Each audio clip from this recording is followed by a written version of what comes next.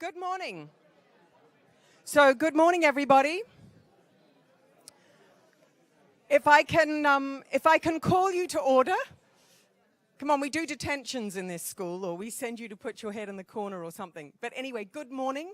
For those of you who have just arrived for today, I'm Nairi Woods, Dean of the Blavatnik School. We're thrilled to have you with us.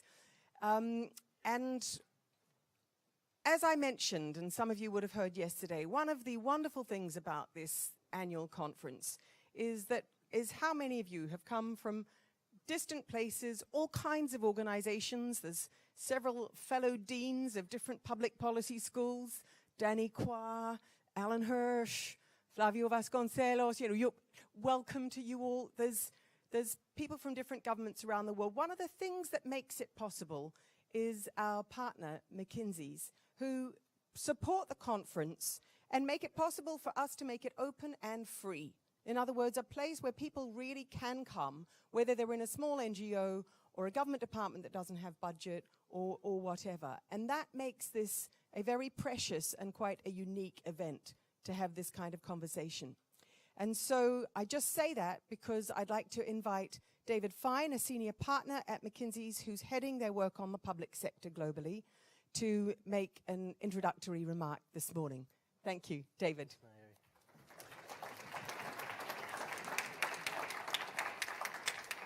So, thank you very much.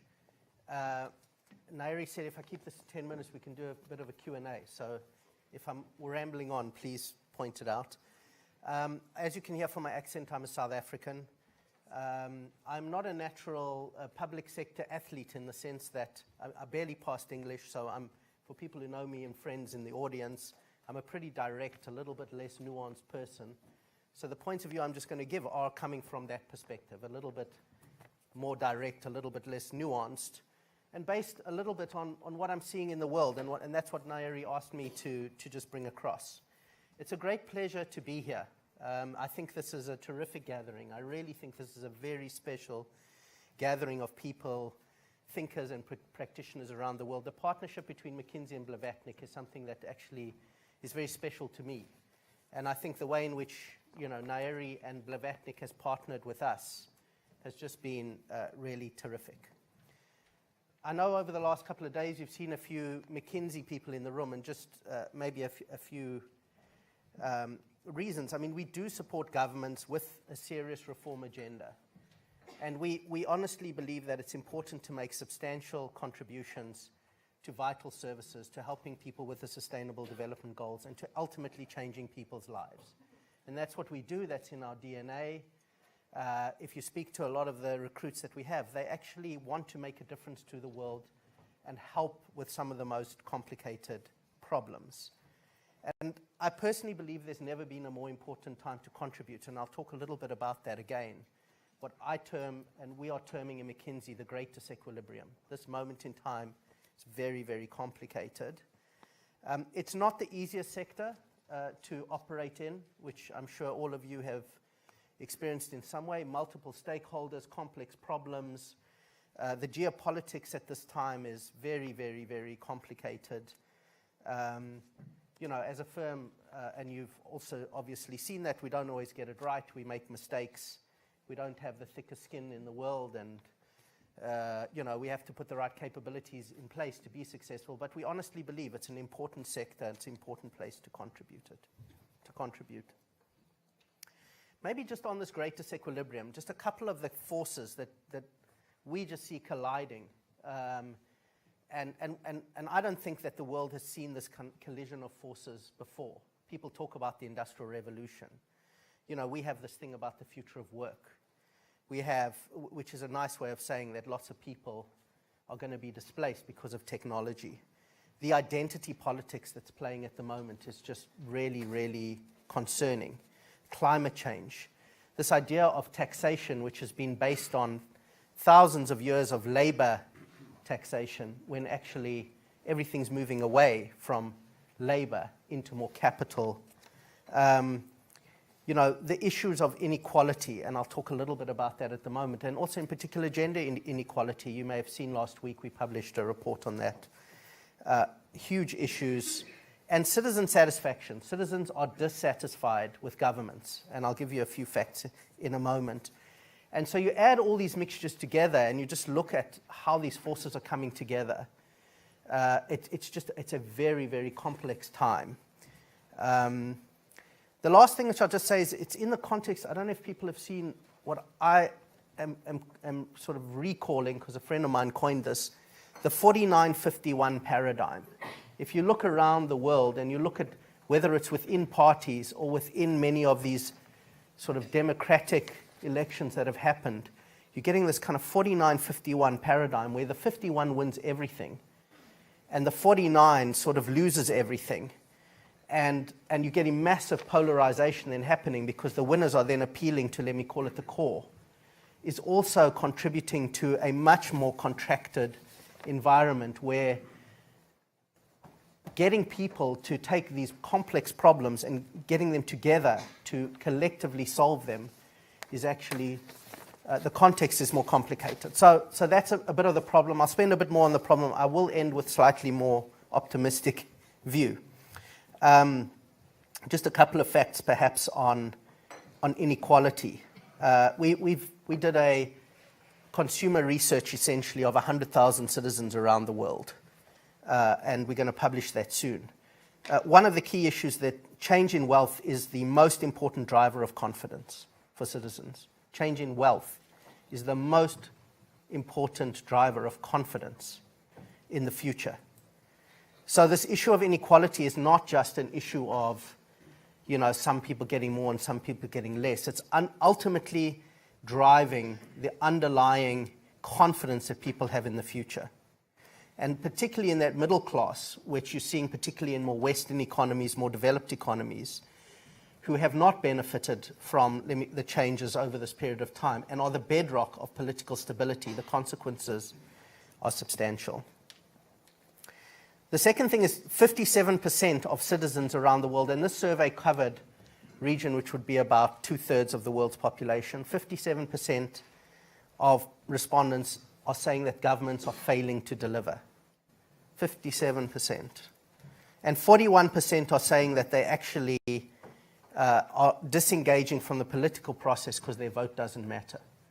So the underlying dynamic, you know, has filtered down. This idea that these are all meta issues is fully supported by the feeling that people have on the ground that actually there's a structural situation that actually needs resolution. So again, the disequilibrium, and it has obviously a certain connotation from an academic perspective, but it also has a perspective just in terms of the underlying factors. So maybe just to reframe things and move forward, at the same time, the solutions are out there. So let me give you a few examples. If I take energy, there is an idea of free energy, that energy is free. I mean, there's abundant energy, there's sunlight, there's waves, there's all kinds of things. The price of these technologies are falling. What does that actually mean, free energy in the context of climate change? From future of work being a threat to free time and what to do with free time, which was discussed 200 years ago. What does this actually mean? These benefits that may come when we free up time, and how do we actually deploy humanity against that? The idea of identity, which everyone is focusing on identity politics, but shifting that to community, how people feel a sense of community, part of a community, embraced, supported. What does that actually mean? And when I travel around the world, I'm starting to see some wonderful, wonderful stories. I know that you heard yesterday about the e-baby. This idea of digitizing citizen services, it's happening. It may not be happening fast enough, but there are lots of solutions out there. A few places where I've been where I think there's just some really profound thinking. In Dubai, Ministry of Happiness. What does it actually mean to have citizens who truly feel, excited, productive, engaged? What does it actually look like? In New Zealand, the idea of actually looking at the balance sheet as a mechanism of the country to reframe how to think about fiscal management of an economy. what is the opportunity in that, just given, most countries are really in a tight spot. The German refugee story, which I know has been in the press a lot, but if you just take 1 million people and you apply good, management practice to integrating those people into a community in a productive way, is an amazing story. The evolving impact capital, this idea that capitalism is completely disconnected from what many people in the room are doing, but just the evolution of impact capital and this idea that, because we're awash with capital, actually there's too much capital in the world in some ways. So how do you think about deploying capital and having impact on people's lives? Very, very interesting idea. But I think at the heart of it, and maybe that's why this group is just so important, it's going to take people to come together from all the various sectors, public sector, private sector, civil society. And I think that's the challenge that we have. So maybe my calling and my sort of call up to action from the group is, how do you make sure that you're not just sitting here in a year's time saying we're having a great chat? What is it you're going to do between now and then to bring yourselves together, to bring these ideas that are all out there, to really build scale and to start making progress? And I think we have to make progress fast to make a difference to this very contracted situation we're in, which is pregnant with opportunity, but also pregnant with danger. And so to use the Chinese phrase, I think it's Wei Ji, which is in crisis there's opportunity. I think this is the moment and this is the time.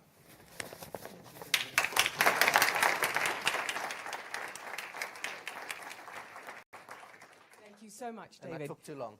No, that was excellent, and thank you. And thank you for setting us off today with a positive note about some of the things that are going to change. We're going to move straight now into hearing from a practitioner right at the coalface. I promised yesterday morning that we would not wallow in what's wrong with the world for 2 days. And we started yesterday with an inspiring account from the Prime Minister of Serbia. This morning, we have with us Jennifer Musisi. In 2011, Jennifer Musisi was appointed to be the first ever CEO of Kampala Capital City Authority, an experiment in governance. Let's take a capital city and transform it. I'm not going to tell you what happened after that because she's right here to tell us herself. So Jennifer, thank you so much for being here.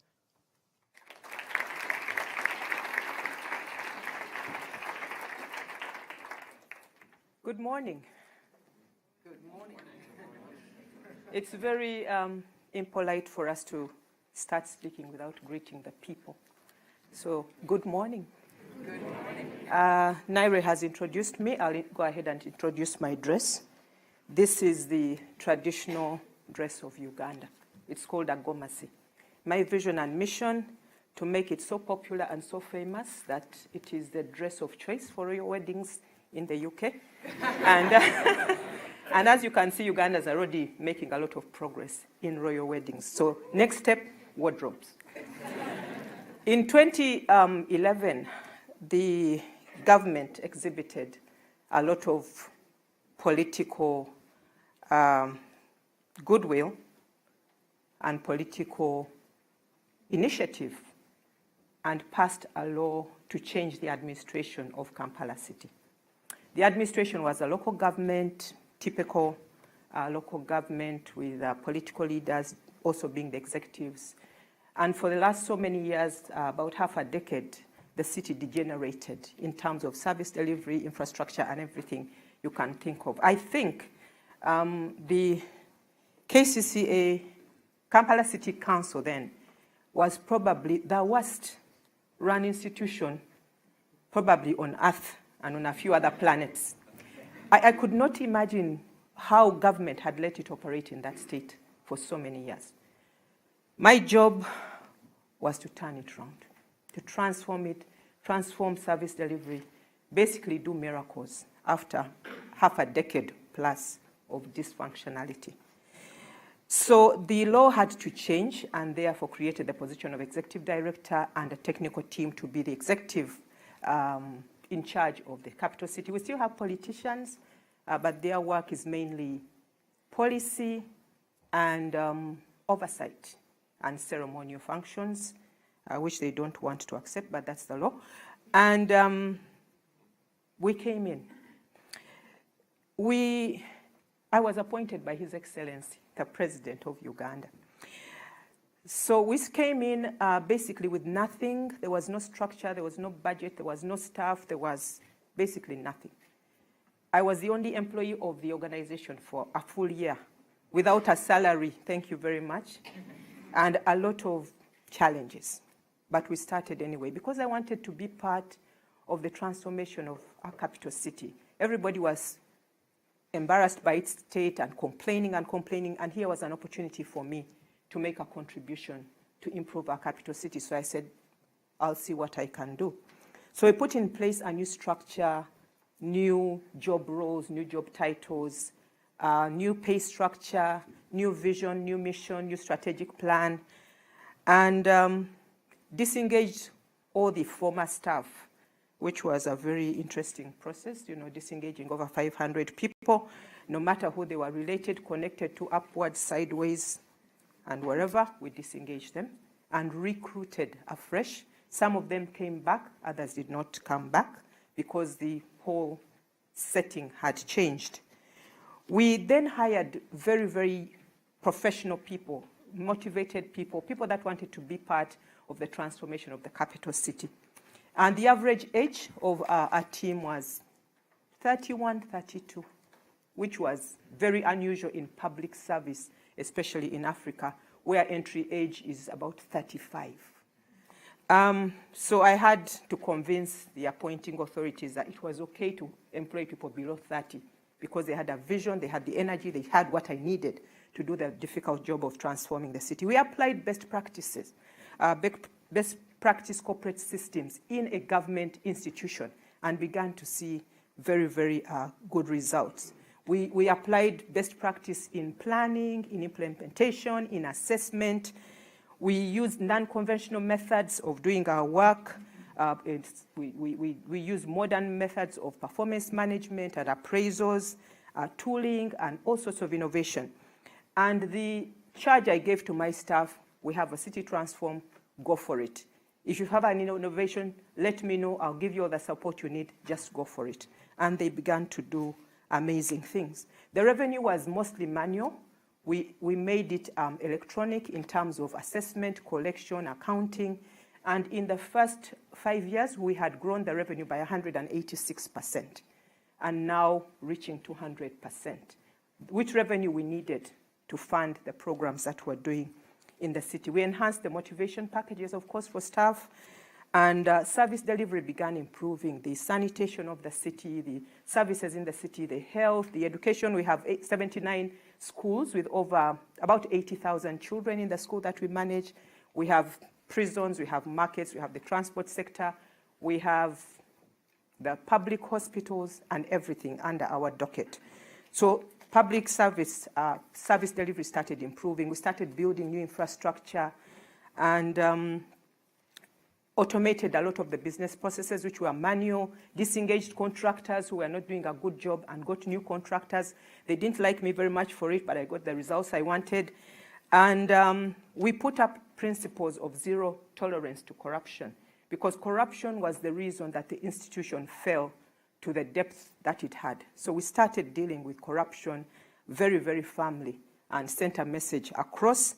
I always tell my staff, I will be with you on anything you do. I'll support you. I'll protect you. I'll be with you. But if you're implicated in corruption, you're on your own. So that is a message that they have all picked up. We also started engaging the public in different strategic activities through effective communication, set up social media platforms. I think we have 7 now. We set up radio programs, TV, media, community engagements, and so on. And the public started coming on board, coming from a position of suspicion. Does she know what she's doing? Is she half crazy? Why does she think she can do it? Eventually, they started buying in, and we started seeing the results. We started getting unqualified audit opinions, which had never happened. That means the Auditor General and all the auditors found nothing hair-raising in our financial accountability. We also got a grade A credit ranking from the World Bank after studying our financial systems. We got highly satisfactory client satisfaction results from the surveys that we've been doing, and started getting development support from everywhere because the institution had now gained credibility, so people wanted to deal with us. They knew we would account, they knew we had teams that would carry out the projects, and they started bringing in their support, both locally and internationally, and even individuals. I think KCCA is the only institution I know of government where private individuals, private companies in Uganda actually give money towards implementing government projects. That's a very big endorsement for us in terms of the institutional credibility. We therefore reversed the decline and started on a very, very strong upward trajectory in the city. We have been recognized all over the world for the work that we're doing, and even locally and in the region, because people see Kampala as an example, as a template of transformation, and it has become a benchmark for so many. And you'd think it's very exciting. Yes, it is very exciting, very energizing, very good for the people.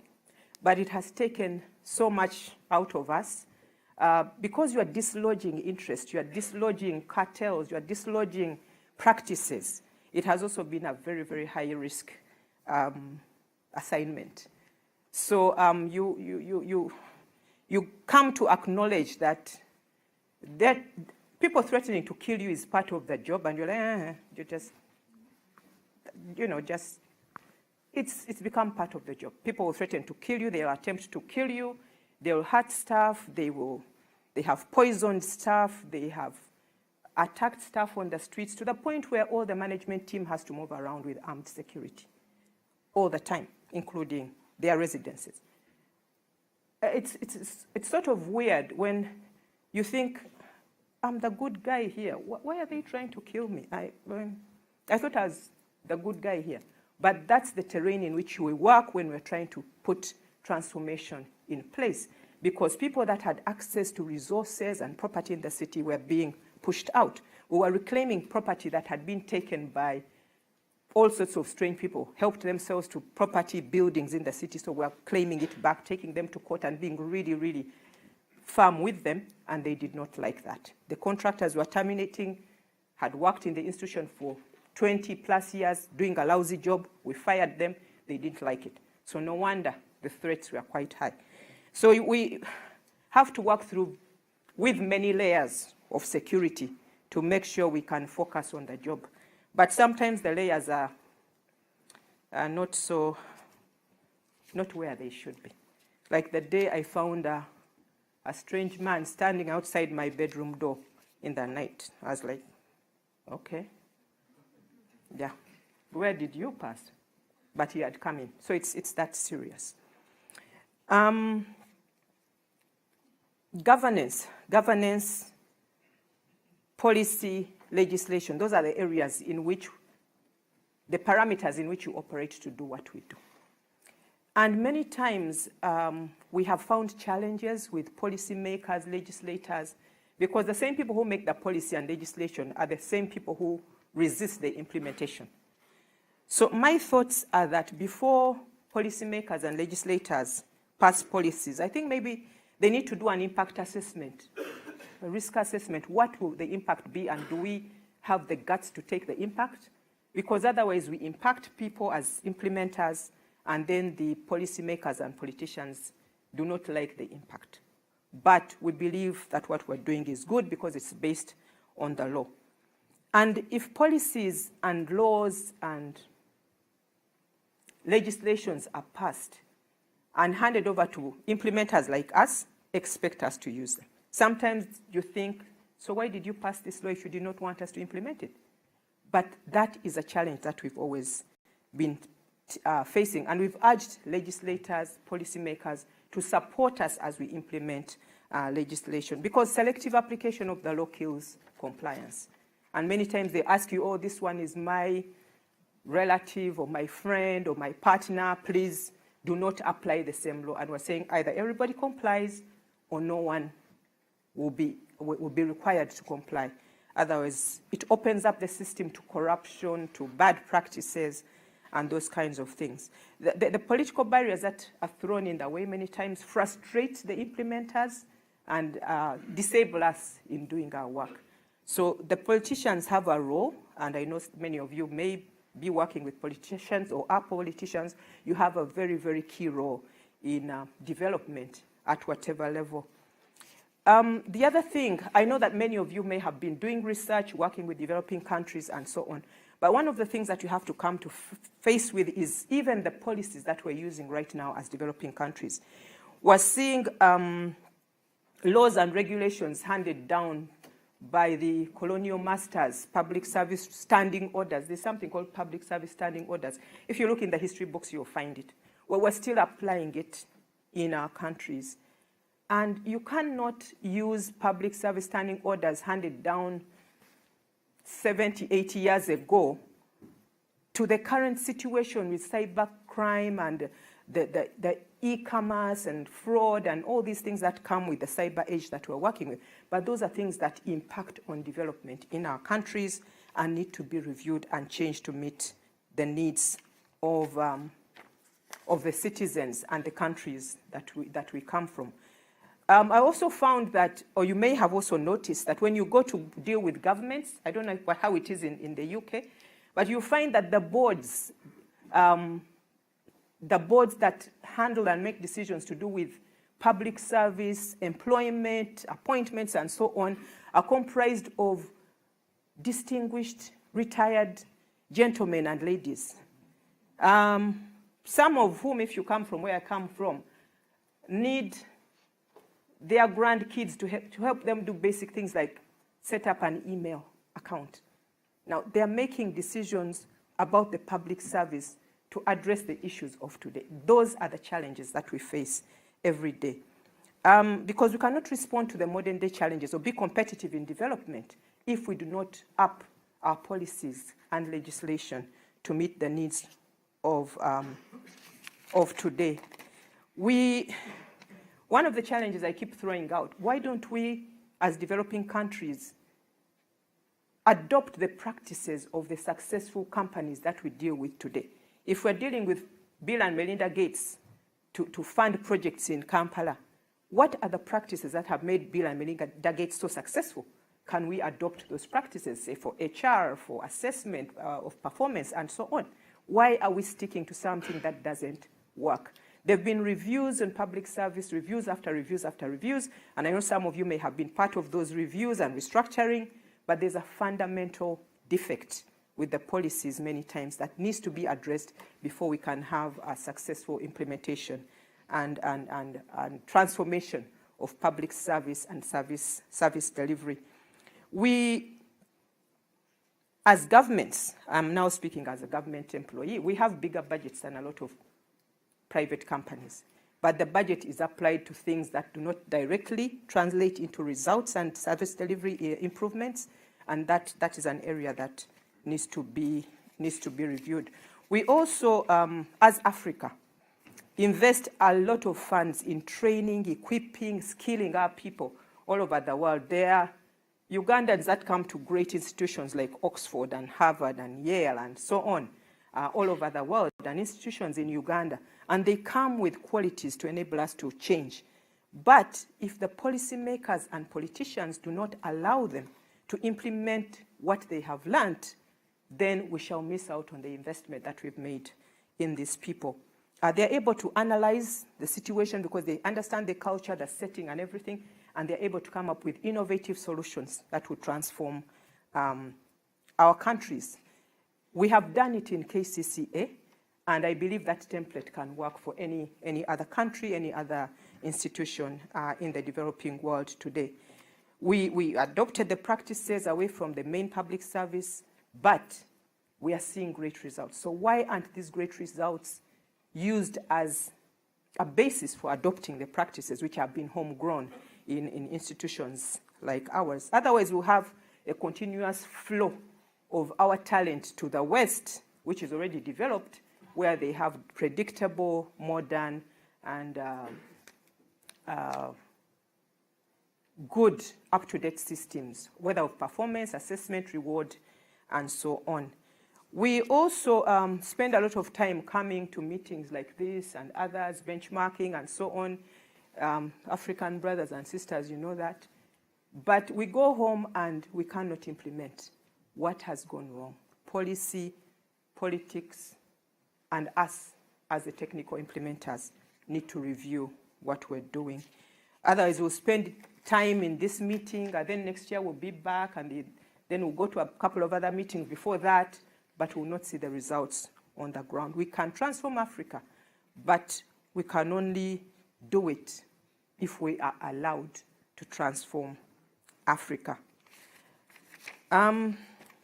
And for you that are working with developing countries, these are things that you have to put in context, because otherwise the investment you're making, the research you're doing, the efforts you're putting in place to try and address socio-economic development issues in Africa and other developing countries will not yield the expected results. Things like governance, corruption, and all those settings I've mentioned need to be addressed if our developing countries are going to move from where they are today. And otherwise, they encumber, they frustrate, and they slow down development. Ladies and gentlemen, 2 weeks ago, I resigned from my position as executive director of Kampala. And yes, handed my resignation to His Excellency, the President of Uganda. And the question is why? Why, when we're doing such a great job? I'll leave you with that thought, that we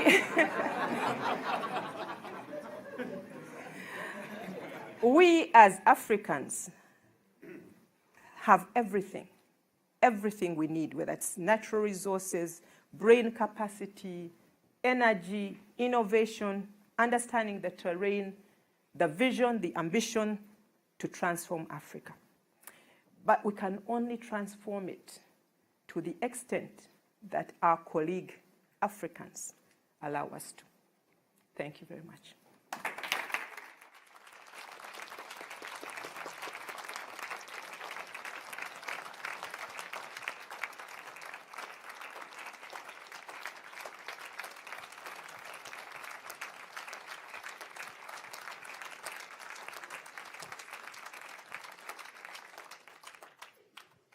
A tantalizing ending.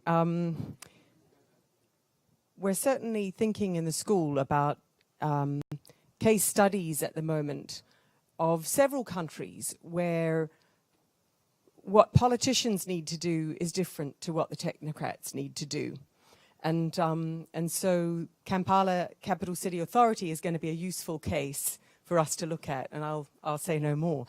But I did want, just before we move to the next panel, to turn to, just for one quick sentence from each of two deans in the room, to say, what is it that you think we need to learn from cases like this for the teaching missions of our schools? So there's several schools of government here, but Danny Kwar is the dean of the Lee Kuan Yew School.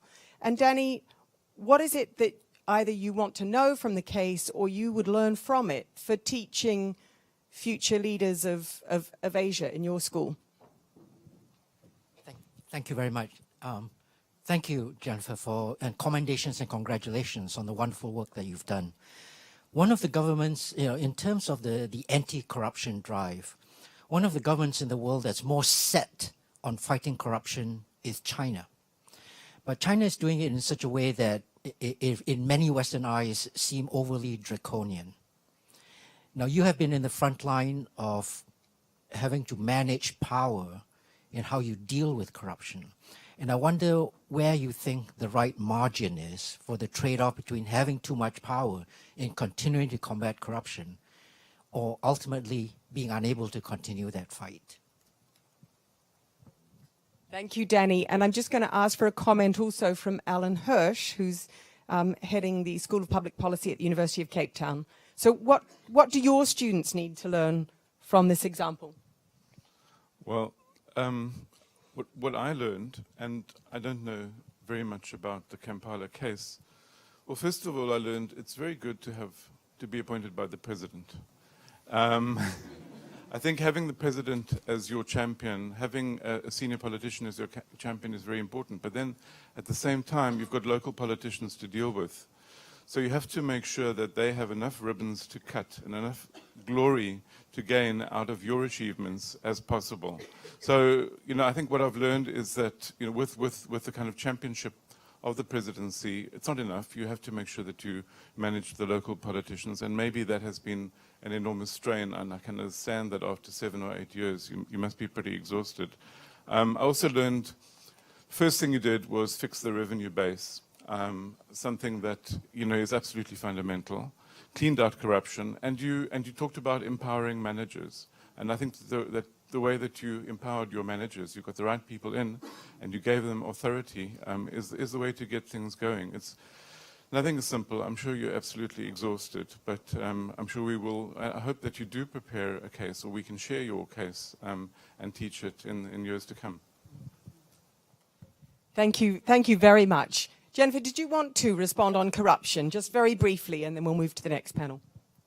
Thank you very much.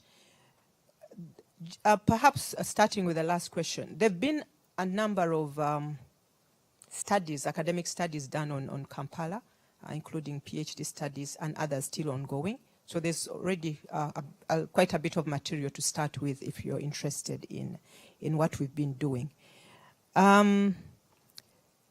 Balancing performance, development with politics at the different levels is, I haven't cracked that one yet. Because the politics in Africa is different from the politics in the West in many ways.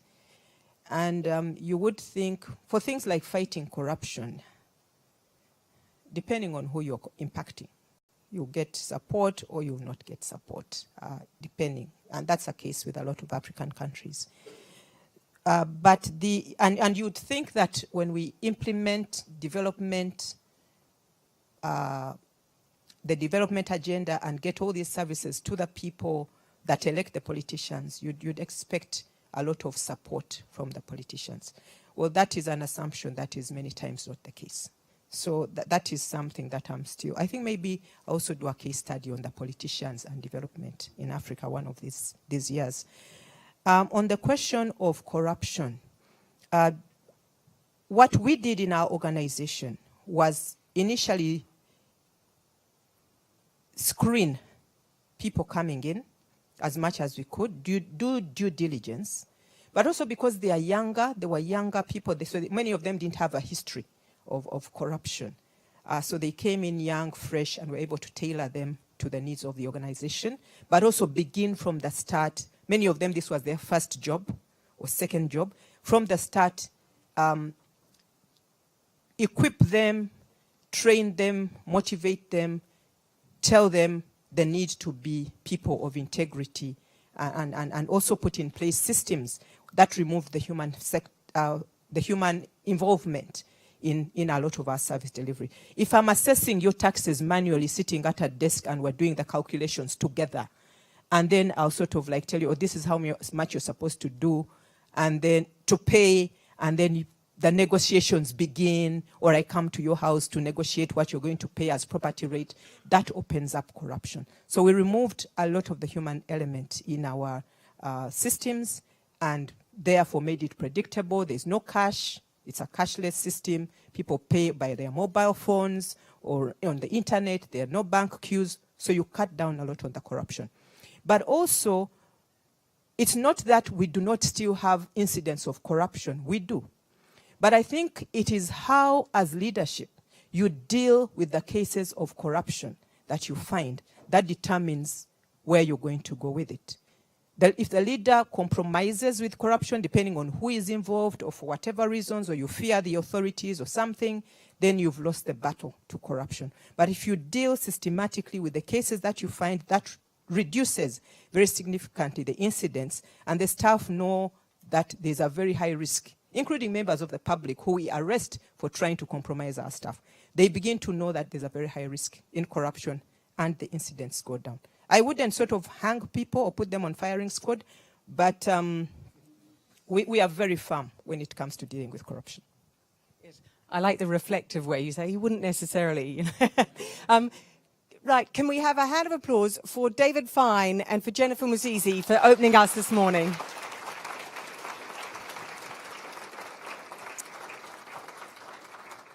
We're moving straight into the next panel, so can I invite you, while the panelists come up here, to stand up, stretch, and then introduce yourself to the people sitting on your left and right. You've got 2 minutes to get to know them, and people at the back, find seats.